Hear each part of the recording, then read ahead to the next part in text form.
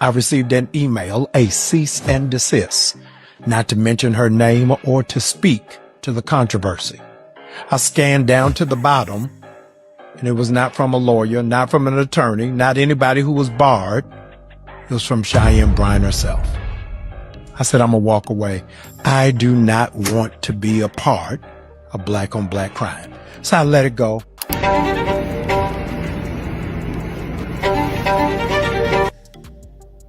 You know what? Just gonna go to hell. We're not doing this. We're not doing this, okay? Took me 12 seconds to find it on Amazon. $83.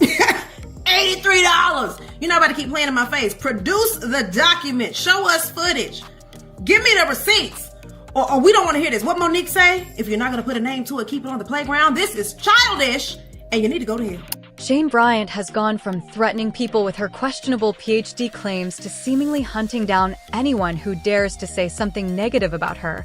And that list reportedly includes someone who was once considered a close friend, Pastor Jamal Bryant. What makes this situation even more interesting is that Pastor Jamal was actually one of the first people to publicly call her out, accusing her of scamming Black people and questioning the credibility of what she was presenting to the public. Instead of letting the criticism die down, Cheyenne allegedly took things much further and began what looked like a full-blown witch hunt against anyone challenging her story. According to the claims surrounding the drama, Cheyenne allegedly sent people posing as professors in an attempt to influence Pastor Jamal and get him to change his position. And when that apparently didn't work, the situation escalated. She reportedly came at him with lawyers, a cease and desist letter, and serious threats, allegedly demanding that he take back what he had said. But Pastor Jamal doesn't appear to have been intimidated by any of it. He reportedly dismissed the threats and continued standing by his comments. However, his wife, Karri, doesn't seem nearly as willing to brush the situation aside.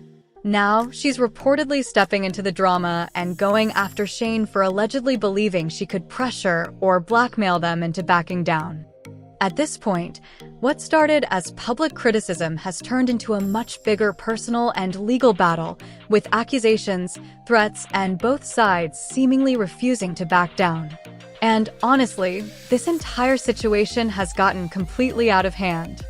So, what exactly happened between Cheyenne, Pastor Jamal, and Karri, and how did a friendship turn into all of this drama? Let's break it all down. I can't believe that people are asking to see everybody. When you go to a doctor's office, somebody, if they're working with your mind or your body, if they're a mechanic, they show you on the wall. They see you. Yeah, you right. You're not gonna walk in somebody and they want to divide, nigga. If you like, so I think, but I do think it's disingenuous to believe that they ask people, if you're dealing with somebody's mind, if you're dealing with somebody's physical well-being, you should be trained for it. Cheyenne Bryant first rose to prominence as a popular internet therapist, building a name for herself by offering relationship and mental health advice online. As her popularity grew, so did her platform, influence, and reportedly the money coming in from her growing brand. She was invited onto major platforms and shows, including The Breakfast Club, Joe Budden's podcast, Cam Newton's platform, and even Club Shay Shay. Those appearances gave her an even bigger audience and made more people believe that she was a credible professional they could trust. At one point, people apparently had so much confidence in Cheyenne that she was appointed president of a local NAACP branch. She had built a strong following, especially among Black audiences, and it seemed like she genuinely believed she had earned the loyalty and respect of the community. But that support changed quickly once questions started surfacing about her professional credentials. People began accusing Cheyenne of misleading them and presenting herself as something she wasn't. One of the biggest issues was that she had been giving therapy and mental health advice without holding a professional license. Cheyenne quickly tried to explain the situation, arguing that not having a license allowed her to reach low-income Black communities who either didn't trust the medical system or had historically felt ignored and overlooked by it. She presented the decision as something she was doing to help people who might otherwise have nowhere to turn. But that explanation raised an even bigger question. How could she repeatedly refer to herself as a doctor of psychology if she didn't actually have the degree to support that title? That was where things became much more serious. Critics weren't simply questioning whether she had a license. They were questioning her entire educational background and whether she had the proper training to be giving people professional advice in the first place. According to the allegations, she had neither the degree nor the formal credentials people believed she had, yet she was still presenting herself as an authority and advising people on deeply personal issues. She even positioned herself as an expert on marriage and family relationships, despite never having been married herself. And when people questioned how she could give marriage advice without having experienced marriage firsthand, Cheyenne reportedly had an answer for that too. Her argument was essentially that people should listen to a single woman who is happy and emotionally fulfilled rather than automatically trusting a married woman who may be miserable in her relationship. That explanation may have made sense to some of her supporters, but for others, it only created more questions. The bigger issue wasn't simply whether a person had been married. It was whether Cheyenne had been completely transparent about her education, professional status, and qualifications from the very beginning. And once people started digging into those claims, the image she had carefully built online began facing serious scrutiny. The trust that had taken years to establish suddenly started disappearing, and the backlash from the very community that had helped elevate her became impossible to ignore. Been together 15 years, but miserable 13. I'd rather take advice from a single woman or man who's happy, thriving, successful, meaning in their joy, not just in their monetary value, than someone who is miserable in the marriage with a side dude and a side chick, and you want to give me the advice that you give yourself, that you use in your failed marriage. I'll pass. Bitter. I'll pass. I'll pass. And what happens is married people like to shun on single folks. The Bible also says single people are happy people. Look that up. Look that up. It says marriage Lauren, takes please. discipline. Everyone knows that going to education college is a major point of pride in the Black community. So, if someone makes it all the way to earning a doctorate, you better believe that achievement is going to be celebrated, displayed, and talked about. People worked hard for those degrees, and they usually have the paperwork, graduation photos, school records, and everything else to prove it. But when people started asking Cheyenne Bryant to provide evidence of her doctorate, things got complicated. She couldn't produce her thesis or the degree that would supposedly back up her claims, and she became increasingly frustrated that people weren't simply taking her word for it. Cheyenne attempted to explain the situation herself, saying, "I went to a school, Argosy University, and completed an entire program." She went on to explain that years later, she had gone back online to obtain her official transcripts because she was applying to law school and needed to provide documentation for a position she was pursuing as a professor. According to Cheyenne, she contacted the school and asked for her official transcripts and complete academic records, only to discover that Argosy University had shut down. That left her confused because, as she explained it, the school had been accredited when she attended and when she completed the program. She believed that even though the university had closed, there would still be records available somewhere. She eventually discovered that a third-party organization had taken possession of some of the school's records. But according to her explanation, that organization only maintained certain records for 2 years. That became part of the explanation she gave for why she couldn't simply pull up the documentation people were demanding. However, while professional therapists and other critics were publicly questioning her credentials, Cheyenne didn't appear to receive the same level of pushback from many of the people and platforms that had helped make her famous in the first place.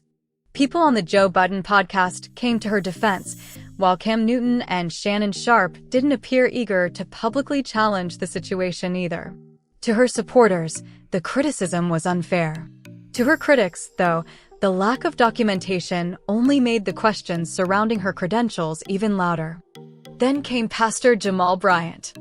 Imagine Cheyenne's surprise when someone she seemingly had a connection with personally went online and publicly distanced himself from her and the narrative she had been presenting. It was especially significant because Cheyenne had appeared on Jamal's Let's Be Clear podcast, where the relationship between the two was presented in a much friendlier light. Jamal even referred to her as his play cousin, pointing out that they shared the same last name and suggesting there was a personal connection between them. At the time, Jamal gave Cheyenne a platform and appeared to support her enough to allow her to tell her side of the story. But even then, some members of his audience weren't completely convinced. Certain things Cheyenne said didn't sit right with viewers, and many people were left wondering why she had been invited onto the show in the first place. So, when the allegations surrounding her credentials and professional background began gaining even more attention, Jamal reportedly felt betrayed and embarrassed that he had given her a platform. He eventually apologized to his audience for helping give someone he now viewed as a grifter access to his platform. More importantly, he made his position clear. He didn't agree with what Cheyenne was accused of doing, and he wasn't going to stand behind her actions simply because they had a personal connection. And that's where the entire situation took an even more dramatic turn. What had initially looked like a friendly connection between two people with the same last name suddenly became a very public falling out, with Jamal making it clear that his loyalty was no longer with Cheyenne. For Cheyenne, losing the support of someone who had once publicly welcomed her onto his platform was another major blow. And for Jamal, it became a matter of explaining to his own audience why he had trusted her enough to give her that opportunity in the first place. The danger of Sister Cheyenne Bryant, not Doctor, Sister Cheyenne Bryant, is that it pulls us back further because we already had suspicion, we already had a pregnant pause, and we already had an overwhelming trepidation as to whether or not medical mental health was appropriate for us. We have a long-standing, had a pregnant pause around how it is that we have been treated, as cited in the book Medical Apartheid. And so for those who are yearning to breathe free, now having to question the credentials and the qualifiers, raises for us another stumbling block. It was one thing for people across the internet to turn against Cheyenne after accusing her of misleading them, but she probably never expected Pastor Jamal Bryant to be among them. She seemingly believed that he would stay quiet, let the controversy blow over, and move on like everyone else. Instead, Jamal publicly distanced himself from her, and that move appears to have hit much harder because he was someone who had previously given her a platform and treated her like family. His decision to speak out was a major blow to whatever credibility Cheyenne believed she still had. Rather than accepting the criticism and addressing the questions surrounding her credentials, she appeared to double down. She started labeling her critics as haters and continued defending herself instead of acknowledging why so many people were questioning her story. Then things got even more bizarre. Cheyenne jumped onto a viral Netflix-related trend and posted a video of herself wearing what appeared to be a PhD graduation gown. The problem was that people online quickly discovered that the gown was reportedly purchased from Amazon. By that point, many people had already moved on from the controversy, so seeing Cheyenne seemingly bring the whole situation back into the spotlight only made the backlash worse. For some people, it was almost comical. But underneath the jokes, there was also something much more embarrassing about the situation. Instead of simply admitting that she may have made mistakes or that some of her claims needed clarification, Cheyenne appeared determined to keep defending the image she had created. And you have to wonder how much of that came down to pride. Because sometimes admitting that you were wrong can be harder than continuing to defend yourself, especially after you've spent years building a public reputation around being an expert. While Cheyenne was still attempting to win the public back over, Pastor Jamal revealed that the situation between them had become even more serious behind the scenes. According to Jamal, Cheyenne was putting pressure on him to apologize for the things he had said about her publicly.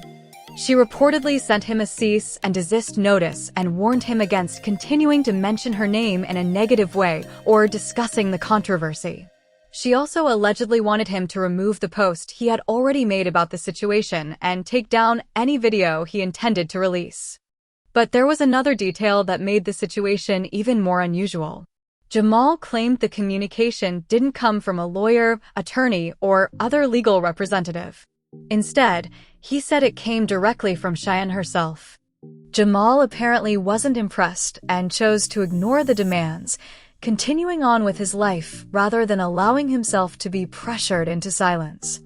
But according to the story he later told, Cheyenne wasn't willing to let the matter end there. She allegedly brought another person, identified as Jackal Pitts, into the situation.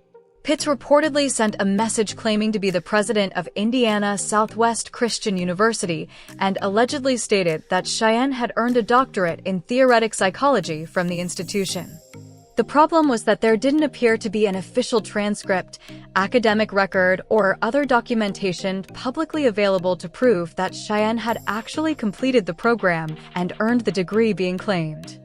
That naturally raised even more questions. And when Pastor Jamal reportedly started digging deeper into the university itself, the situation became even stranger. According to the claims surrounding the controversy, he discovered that Indiana Southwest Christian University didn't appear to exist as a legitimate institution. If those allegations are accurate, then what was supposed to be proof supporting Cheyenne's credentials only created another major problem and raised even more questions about the story she had been telling. At that point, critics began arguing that the situation had gone far beyond simply having questionable credentials. They believed Cheyenne had become so committed to defending her original story that every attempt to explain one problem was creating another.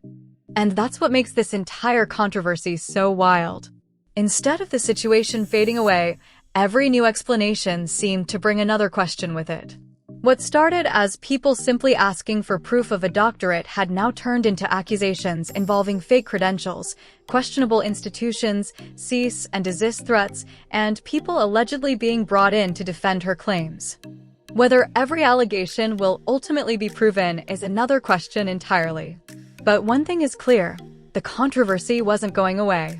The more Cheyenne tried to shut down the conversation, the more attention it seemed to attract, and the harder it became for everyone involved by to making simply more move on. lies. Doesn't even have a college email. Jackwell Pitts is on Gmail. So if you want the transcript, email him directly, and maybe he'll be able to give you answers I'm not able to provide. Y'all, let's shut the case on Dr. Cheyenne Bryant. The only robes I want to see people in are the 500 kids who are trying to go to Howard and accredited school. God bless you. Pastor Jamal Bryant has certainly had his own controversies, and some people have even accused him of being a grifter himself. But even with all of that, he apparently knows when a situation has gone too far, when it's time to stop feeding the drama, and how to keep building an audience without letting every controversy consume him. That's why it's been so wild watching the situation with Cheyenne seemingly escalate the way it has. Instead of continuing to argue back and forth, Pastor Jamal reportedly gave Cheyenne the simplest advice he could have given anyone in this situation: take a break, step away from the internet, and move on. But if the allegations surrounding this feud are accurate, Jamal may have seriously underestimated just how determined Cheyenne was to keep fighting. According to reports, Pastor Jamal has now been formally served with legal papers and could soon be dealing with the matter in court. Cheyenne has reportedly accused him of making defamatory and misleading statements concerning her education, professional credentials, and personal affairs. Jamal, however, has indicated that he's ready to shut the conversation down and doesn't intend to keep discussing the situation publicly. Essentially, his position appears to be that he said what he needed to say and would rather let the legal process, if it moves forward, speak for itself. But Cheyenne Bryant apparently never made the same promise. And this is where things become even more personal. Karri Bryant was reportedly the person who helped introduce Cheyenne to her husband and encouraged Pastor Jamal to bring her onto his podcast in the first place. From Karri's perspective, it may have seemed like a good opportunity for everyone involved. Cheyenne would get a major platform, Jamal would have an interesting guest, and the connection between them could potentially benefit both sides. Instead, according to the claims being made, the entire situation turned into one giant headache. Since Cheyenne entered the picture, the relationship has reportedly gone from friendly and supportive to accusations, public criticism, legal threats, and now potential courtroom drama. And when it comes to someone going after her husband, Karri doesn't appear to take that lightly. Anyone who has followed Karri knows she has a reputation for fiercely defending Pastor Jamal. She has repeatedly shown that she's willing to step into uncomfortable situations when she believes her husband is being attacked or unfairly targeted. Allegedly, Karri even contacted Cheyenne and warned her to reconsider the lawsuit if she didn't want to risk doing even more damage to the reputation she had left. According to the allegations, Karri was prepared to bring forward evidence and information involving other people who claimed they had negative experiences with Cheyenne. And that's where the internet started getting really interesting. More people began coming forward with their own stories, claiming they had interacted with Cheyenne professionally and had left those encounters feeling disappointed, confused, or even harmed by the experience. One person shared a detailed account of what they described as a personal experience with Cheyenne, explaining that they initially approached her because they believed she was a marriage and family therapist. At the time, their regular therapist wasn't available, and they specifically wanted to speak with another Black woman who could provide guidance. The person said they had actually enjoyed some of the advice Cheyenne had shared publicly, so they went into the appointment believing they were going to receive professional support. But according to their account, the first appointment immediately felt unusual. They claimed Cheyenne never asked the typical intake questions about their background, circumstances, or mental health history. They also said they weren't asked to complete paperwork or sign the kinds of forms they expected when seeking professional therapy. Instead, they described the interaction as feeling more like they were sitting down with a friend who was giving them personal advice. The person said much of the conversation focused on Cheyenne's own life, including her multiple engagements and the way she viewed herself, rather than actually getting to know the person who had come to her for help. Because of that experience, they decided not to schedule another appointment. And according to their account, the timing couldn't have been worse. They said they were struggling with anxiety related to PTSD and were actively looking for practical tools to understand what they were experiencing and learn how to cope. Instead, they claimed that the conversation left them feeling worse and eventually contributed to them falling into a deeper depression because they weren't emotionally prepared to hear that they weren't a high-value woman. Another person shared an equally troubling account, claiming they paid $300 for a 1-hour session only to leave feeling as though they had been labeled low vibrational. They said the experience triggered their anxiety and PTSD so badly that they had to wait until their licensed mental health therapist had an opening. Now, obviously, these are individual accounts, and they represent the experiences these people say they had. But once multiple stories began circulating online, the criticism became much harder to ignore. And trust me, the internet had plenty more to say. One person joked that they had suspected something was off about Cheyenne years ago, dating back to her appearances connected to reality television. They recalled watching her on Teen Mom and feeling that she seemed unusually biased and emotionally invested in the cast members' personal drama. Then came her appearance on Basketball Wives, where another confrontation reportedly escalated to the point that Cheyenne nearly got into a physical altercation. For that commenter, those moments only reinforced the doubts they had already developed about her. They sarcastically added that they would sooner take advice from Dr. Pepper than Cheyenne. And then someone noticed another detail that became a joke online. Cheyenne had been seen wearing jewelry that literally referenced the title Doc. The internet, of course, had a field day with that. People joked that when someone is constantly trying to prove they're a doctor, wearing jewelry announcing it might be the last thing you'd expect. Critics sarcastically argued that instead of showing the public documentation behind her doctorate, Cheyenne appeared more comfortable showing off her appearance and maintaining the image associated with the title. That led to even more jokes about her allegedly using social media thirst traps as a distraction from the questions surrounding her credentials. But beneath all the jokes, there's a serious issue here. It's one thing for someone to make a questionable claim, defend it too aggressively, or refuse to admit they made a mistake. It's another thing entirely when legal action is allegedly being used against someone who is publicly asking for proof of credentials that they were told existed. If Cheyenne's degrees and academic credentials are legitimate, then the simplest way to settle many of these questions would seemingly be to provide the appropriate documentation. Official transcripts, academic records, accreditation information, and legitimate institutional records should be able to speak for themselves. Nobody should have to rely on threats, intimidation, or endless social media arguments to establish whether a degree exists. And that's ultimately why this controversy has become so much bigger than one disagreement between Cheyenne and Pastor Jamal. It's now about credibility, transparency, and whether the public can trust the professional image someone has built. So, what do you guys think about the entire situation? Do you think Cheyenne should simply provide the documentation and put the questions to rest, or do you think Pastor Jamal has taken things too far? Sound off in the comments, and don't forget to like, subscribe, and turn on notifications. See you later, baddies.